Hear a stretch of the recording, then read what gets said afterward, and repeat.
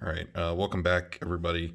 Um, Doing another book video today. Haven't been able to do some hobby stuff in a while, just because between my work and life, I've just kind of fallen off the wagon, unfortunately.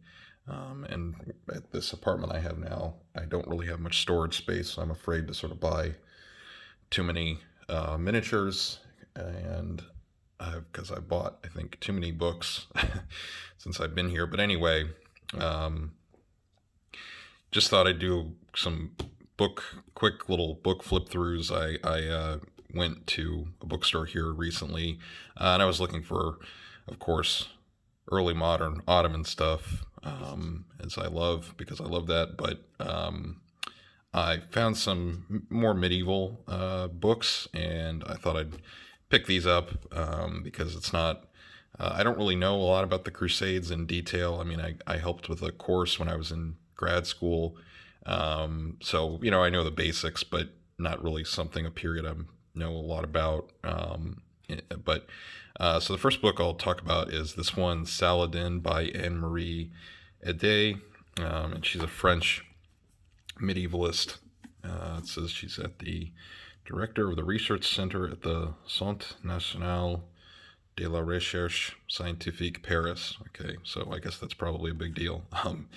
But I've been reading this one. I'll probably do a more in-depth review on this when I finish it. But it's really well written, and but it's also pretty good from like I always do this in the book review videos, looking at some of these sources. So see a lot of different Arabic sources and primary sources and Arabic chronicles.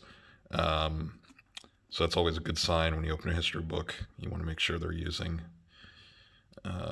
making use of those primary sources.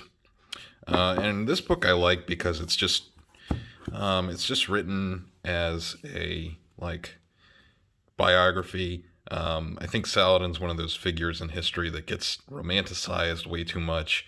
And this one just treats him like any other historical figure, and sort of just deals with him on a human level, which I think is really good. And I think there is a chapter about that subject in this biography, but I've only gotten through the parts about his father, Nur al-Din, and the different events that happen in his life, and get chronology, and there's some nice pictures. I'll flip to that. Let's see. I won't show them all, but get some of these European paintings, which I really like. The color on this particular period of medieval art, I've always really liked. When was this painted?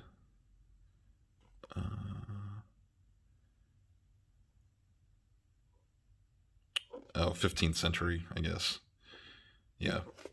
So yeah, I like this kind of 15th century style. Not as photorealistic as the Renaissance, but yeah, I kind of like that. It has a little more personality. I feel like this is kind of my level of artistic skill in high school or something. Anyway, tangent, but anyway, yeah. But you can see some nice pictures, that sort of thing, and it is written by an academic historian, but the writing is pretty good, and it tells a good story. Yeah, so like I said, I'll probably do a more in-depth review on this when I finish it, and that way I can probably talk more intelligently about some of the actual history that they discuss in the book. And then the next one, we have The Crusader Armies by Steve Tibble, and I think Triarius Wargaming recommended this to me a long time ago. And this is about the Crusader armies. So 1099 to 1187. And we'll just go through the table of contents. I haven't really read this one yet, so you're kind of flipping this through with me. I think this is probably, seems like probably a really good book for war gamers, just based on, talks about the enemies, the armies,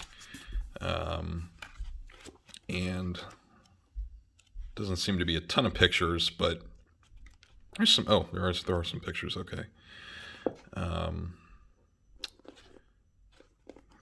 Yeah, so seems like a pretty good book. I'll probably do a more in-depth review on this one too. So you can see there's the little summary. Crusaders.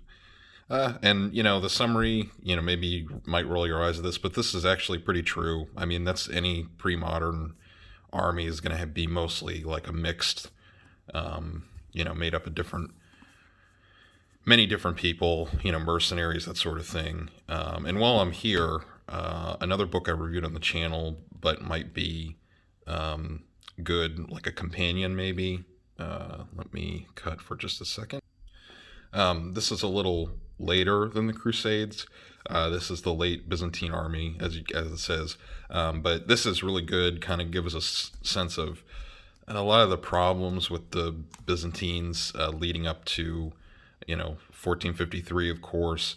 I like this book too because it kind of like cuts against, again, the problem, as a historian, I guess, I don't like when people romanticize things, and this gives a good sense of, the Byzantine army in the late period was fairly mixed, a lot of different types of people. There were Greeks, of course, but there's also even Turkish and some Mongol mercenaries, and Latins that come to fight. So it's kind of a mixed situation. The Byzantine government in this period generally isn't functioning very well.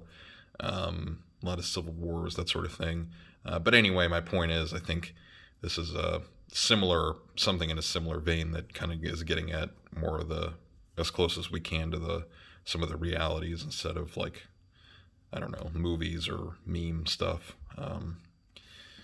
But that's just sort of another tangent. But we'll go to the last book right now. And the last book, this is a classic, Crusades through Arabi's.